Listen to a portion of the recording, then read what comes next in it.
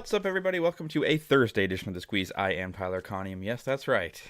That is a Reggie Bush New Orleans Saints jersey. We'll be getting to NFL a little bit later on here on today's show. A good day yesterday. Was just had the two bets officially, and we went 1-1 there. So we had the under between the Rangers and the Astros, and that did not happen at all. That was 12 runs scored in that game.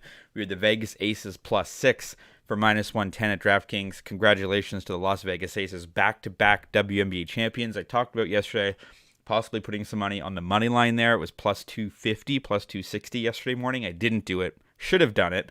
And then also, we did hit, if you're in the Discord, we did hit a Moritz Seider block shot prop for +130, which was really, really nice. Getting a lot of really good props from the Betting Pros NHL prop sheet. So if you're an NHL prop bettor, we've hit a round robin using that. We just hit that prop last night. It was +130 for over 2.5 block shots, and he had that by the second period, which was great. So 1-1 day officially, just down the juice on that baseball game there. Before we get to today's plays, just a reminder, you should be in the Discord channel. We talk about all kinds of different stuff, starting to share bets and talking about other kind of stuff as well. That's the best avenue. Post everything early in there. I post my entire card in there, so that's great. And if I've won you money over the last 10 months that I've been doing this now, subscribe would be nice, or tell a friend, hey, this guy does this every day. Hit the subscribe button. It is much appreciated. All my picks are always free. Okay, getting to today, we are not going to reinvent the wheel. Philadelphia Phillies money line, first 5 innings. We've hit this the first 2 games of this series. Actually, this one's a little bit easier because I've bet the run line in game 1 and game 2, so the Phillies had to be leading after the first 5 innings. In this baseball game, a tie is a push, and we'll take that too. So as long as the Phillies aren't losing after the first 5 innings, we win the bet. Now, it is a little bit juicier. It's -120, but again, a tie is a push, and I will take that. It is game 3 of the NLCS. Your pitching matchup for Philly. Ranger Suarez is pitching 5 straight victories, giving up 1 earned run and 0 earned runs in the playoffs so far, against both of those against the Braves. On the flip side for the Diamondbacks, you've got Brandon Pfaadt, who was fine. He gave up 0 earned runs against the Dodgers, but I'm just not betting against Philadelphia Phillies. I'm not betting against Bryce Harper and Kyle Schwarber and Nick Castellanos. That offense is rocking, and I think the Philadelphia Phillies win the World Series, so not going to reinvent the wheel. Philadelphia Phillies, first 5 money line, -120 at FanDuel. Now, we are going to shift to the NHL. A nice little parlay. There's a ton going on the NHL card today. I like the Dallas Stars and Edmonton Oilers. A money line parlay at Bet365 is plus money. It's +107. Now, you've got the Oilers, who are playing the Philadelphia Flyers, who I don't think are all that good at all. Edmonton is 1-2 on the season. They're a very good hockey team. They're going to start winning hockey games. They're 1-1 on the road. They're 2-0 to the over. You've got the Philadelphia Flyers. They're 2-1. They're 1-0 at home, but I don't really trust Hart very much at all. Is it Corey Hart? It's not Carey Hart, is it? Corey Hart for the Philadelphia Flyers. Played very, very well this season so far, as a goals against average of under 3, but his career is more around 3.5.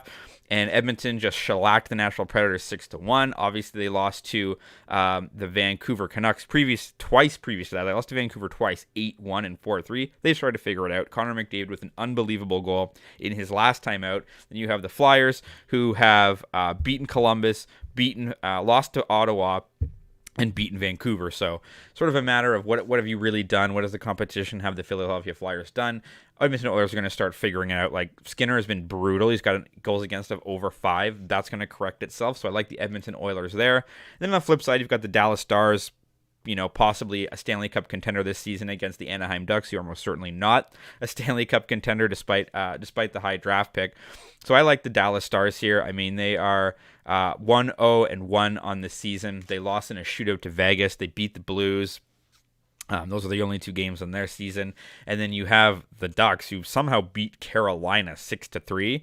They lost to Vegas 4-1. I think that Anaheim is going to come down a little bit from that 6-3 win against Carolina, playing up to their competition there. Certainly, I know it's earlier in the season, so it's hard to sort of dictate what team is what, who's who, but I like both those teams on the money line, the Oilers and the Stars. I think they're much better than their competition. So give me the Oilers and the Stars. That is a +107 money line parlay at Bet365.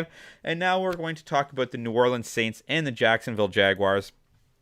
Not a lot to really talk about here as well. If you've been watching the NFL this season, you know the primetime games going under is just a thing. The last Thursday game that was even entertaining was quite a while ago. The last one that went over, has it even happened this season yet? I don't know.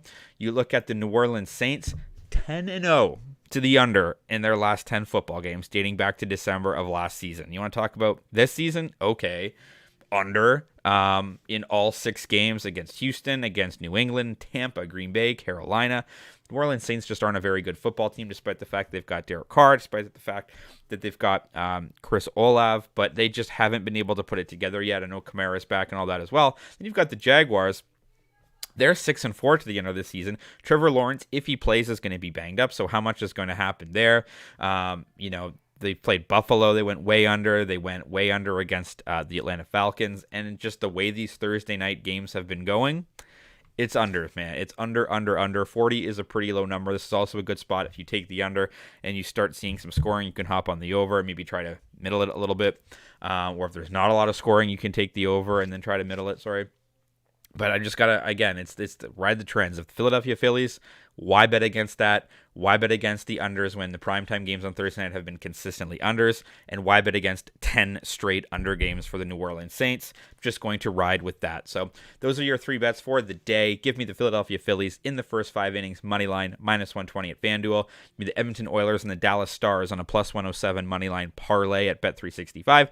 At DraftKings, give me the Saints and the Jaguars to go under 40. Going to have a lot more picks and props throughout today, so if you hop in the Discord channel, that's your best way to find all of those. You can follow me across all my socials linked in the description below. Your audio is on Apple and on Spotify. Have a great Thursday. Let's talk sports.